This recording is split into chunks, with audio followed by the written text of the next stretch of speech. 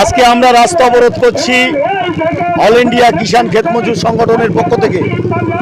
গোটা হাবড়া ব্লক জুড়ে আজকে আমরা দেখছি সারের কালোবাজারি চলছে। কৃষক কোথাও এমআরপি রেটে সার পাচ্ছে না।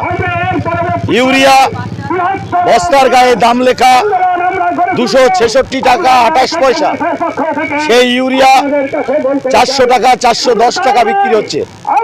10-26-26 যার গায়ে দাম লেখা 1470 টাকা, সেই সার বিক্রি হচ্ছে 2000 টাকা 2100। কৃষক যখন দোকানে সার কিনতে যাচ্ছে তখন দোকানদাররা বলছে যে এমআরপি রেটে তারা সার দিতে পারবে না, কারণ এমআরপি রেটে তারা নাকি পাচ্ছে না সার। সুতরাং আজকে গোটা রাজ্য জুড়ে আমাদের কর্মসূচি, সেই কর্মসূচির অঙ্গ হিসাবে আমাদের দাবি রয়েছে 100 দিনের কাজ। এমনি তো 100 দিনের কাজ বন্ধ। বিগত 2 বছর ধরে যারা কাজ করেছে হাবড়া ব্লকে তারা এখনো টাকা পায়নি।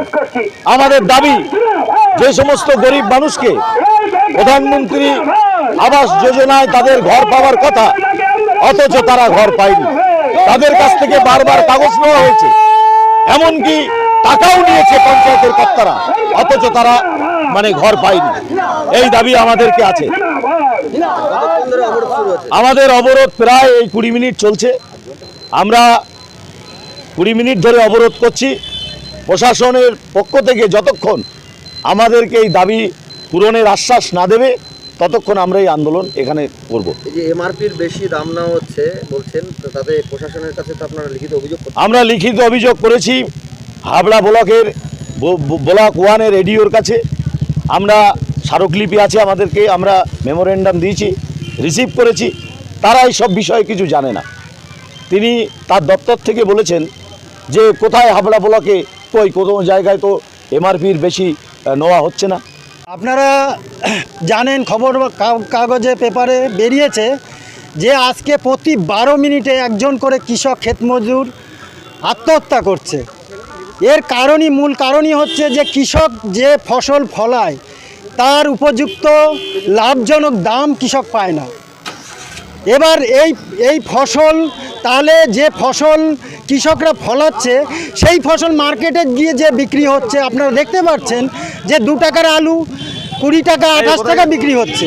তাহলে মধ্যিখানে এই টাকাগুলো যাচ্ছে কোথায়?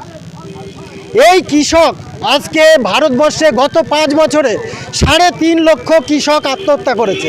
মূল এই কারণে এই সারের কালোবাজারি, এর জন্য মূল দায়ী হচ্ছে সারের কালোবাজারি এবং সারের যে বেশি দাম নেওয়া দোকানদার ব্যবসায়ীদারগুলো। তাছাড়া বীজ আছে, বীজের 1.5 গুণ দাম থেকে শুরু করে 5 গুণ পর্যন্ত দাম বৃদ্ধি হয়েছে। কৃষকরা দাম পাচ্ছে না, তাহলে কি মাঝখানে কি ফড়ে দিয়ে দৌড়াতে পারছে? এই ফড়ে এবং এই দালাল রাজ, সমস্ত রাজ্য সরকারগুলো যারা যখন ক্ষমতায় এসছে এই দালাল রাজের কাছ থেকে, দালালদের কাছ থেকে টাকা নিয়ে তারা ইলেকশনে লড়ে এবং ইলেকশনের পরে সমস্ত ফসলের দাম তারা কৃষকদের কাছ থেকে কম দামে কিনে নিয়ে বাজারে বেশি দামে বিক্রি করে। এই ফড়ে রাজ হচ্ছে এই রাজ্য সরকার চালু করেছে। এই ফড়ে রাজ বন্ধ করতে হবে।